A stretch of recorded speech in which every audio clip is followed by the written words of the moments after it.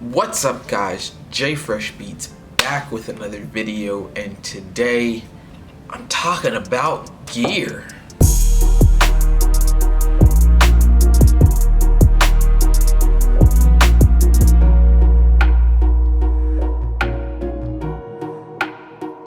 So if you're new to the channel, welcome. If not, thank you for coming back. How about you hit that like button and subscribe for more videos like this. I'm not finished. Alright, so if you've seen my channel, this is not the normal background.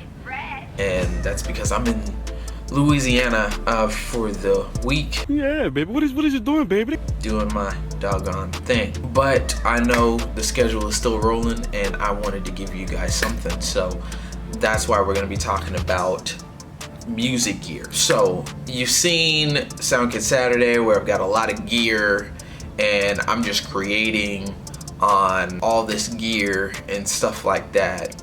But what about my people who are just starting out? My people who don't have a lot of gear, my people who are just trying to make it work and sound the best with the minimal amount of gear. How do they get started? So big shout out to my homie at IamJMaureen. You can go follow him, Get Addicted Movement. He asked me this question when I was in Austin, Texas. I helped him get started with what he needed. We found him an affordable kit that PreSonus has on Zounds.com, and he's pretty much going in right now. So if you wanna go get that, how about you just let's be freaking lose it! Get out of your mind! Get out of your... Oh my god! Because it broke. Oh my god! Alright, so the hub of it all has got to be a computer. That's just the hub. It's got to be the computer. You want to make sure that your computer runs wonderful amount of RAM. It's like maxed out, available for audio. Just that way there's no pops or clicks for my people who use PC, and for my people who use Mac, just make sure your Macintosh laptop has the RAM of at least 8 to 10 gigabytes. I've seen some people work on 4 gigabytes of RAM memory, but then again, that is very slow. If you want some fast speeds, either max it out to 16 or at least, like I said, 8 to 10. My computer that I use all the time, that you see in all my videos, is a mid 2015 computer. It's maxed out to all the specs.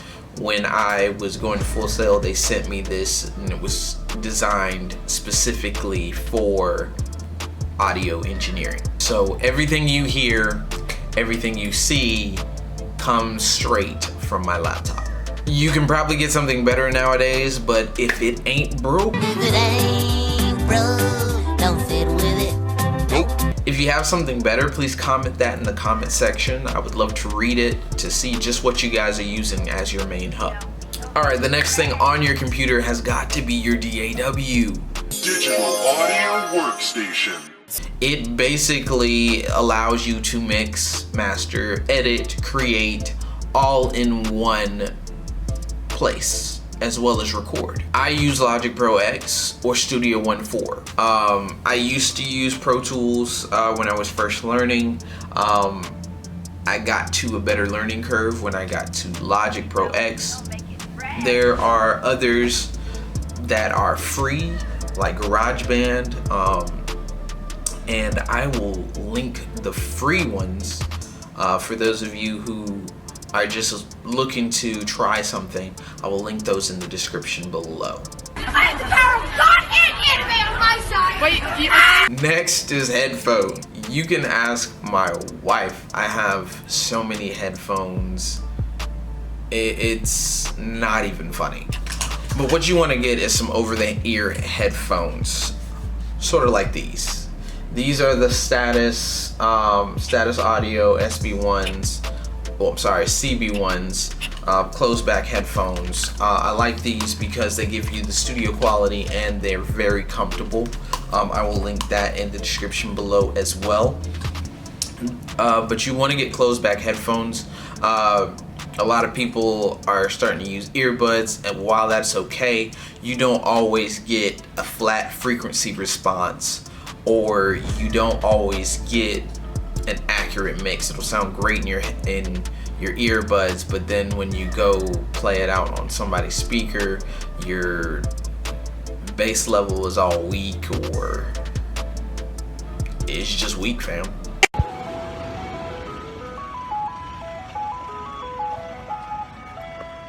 Next thing you want to get is a MIDI controller. The reason I say controller, not keyboard, is everybody doesn't play keys. Step 2. I would suggest something like my Maschine Micro. The Maschine Micro MK2, I take that with me everywhere. I mean, they now have the Maschine Micro MK3 that's even smaller. I like my MK2, it pretty much does the same thing. I just don't have the slide bar.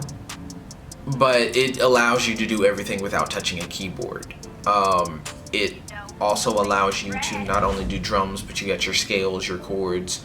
It even has chord sets put on there, and the sky's the limit with this thing. Now, I do have 2 MIDI keyboards, but even when I'm traveling, I don't take those with me. Both of the MIDI keyboards have to be connected to the computer in order to work. Sound does not come out of them, and it's formatted specifically to my DAW. Digital audio workstation. Next would be an audio interface. What the heck is an audio interface? So an audio interface is a box, transfers analog sound and converts it to digital audio. So basically taking a microphone and making sure that the digital audio is able to go to the computer, as well as transferring digital audio into regular analog, which is why it's basically like its own sound card. Now, there's a lot of audio interfaces out there, a lot, but my recommendation would be the Focusrite Scarlett 2i4. The reason I say the 2i4 is because you can monitor 4 outputs into one. So sky is the limit with this thing, and you still get 2 inputs for your recording. You can record more than one person at a time and experiment. When you have minimal stuff, you experiment with more sounds in order to get the big sound, and it actually turns out better for you. So next on my list would be the microphone. Now, judging on your experience, you kind of know what microphone you want to get. But if you're just starting off, I would suggest the AT2020. It's only $100. I will link that in the description below. Also, if you can afford it, I would get the Blue Spark or anything Blue.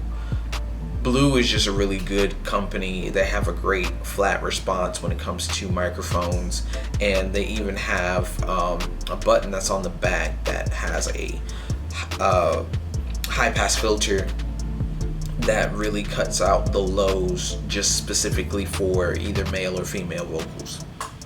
But the reason I would suggest those is because they do the work for you. They have an EQ system on there, or a flat response, so you don't have to EQ as much. They're very warm, and plus with the preamps that are already in the Focusrite Scarlett 2i4, they actually help the vocal stand out. Now, generally I would know what you would take with a microphone, but because I'm doing this for people that are just starting and they don't know, I will also include this. You also need a pop filter.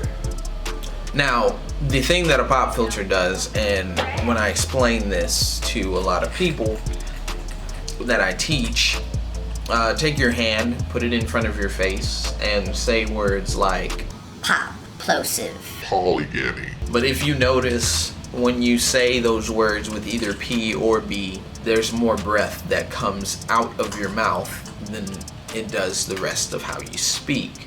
So this basically takes that breath and allows you to speak as normal without you getting that low frequency rumble.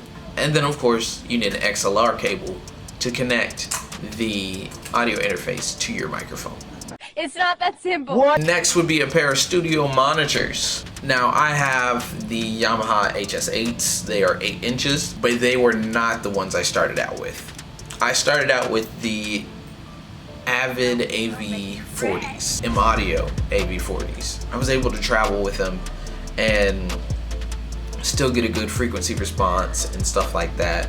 4-inch speakers are generally a pretty good route to go with, but as you grow and as you get better in experience, you want to start getting higher up. I guess when you feel like you've gotten to the intermediate stage, start going to 5-inch speakers. And then when you feel like you're a little bit more advanced, go to 8s. I wouldn't say go to 7s because there's a frequency range that you're missing in 7s that you get in 8s, and the 8s are just like phenomenal. And then from there you would get a subwoofer.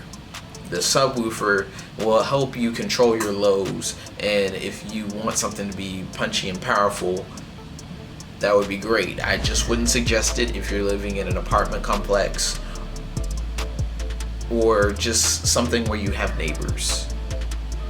But if you're living at home, if you're living in a house and you don't have to worry about like neighbors or anybody coming to your front lawn, by all means get you a subwoofer.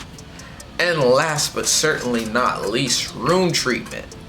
I have set up 2 studios, including my own, and I've used the same room treatment and both of them sound great. It allows you to hear accurately. It allows you to mix accurately. You should always mix at low levels, and this allows the time the sound gets to your ear a bit quicker and not as diffused, because your ears will lie to you. Ear fatigue is very real. We often get confused while listening in an untreated room. That's why most of the time, if you're not in a treated room or you can't afford sound treatment, headphones will always be your go-to. If you like what you saw, leave a like, leave a comment, also subscribe.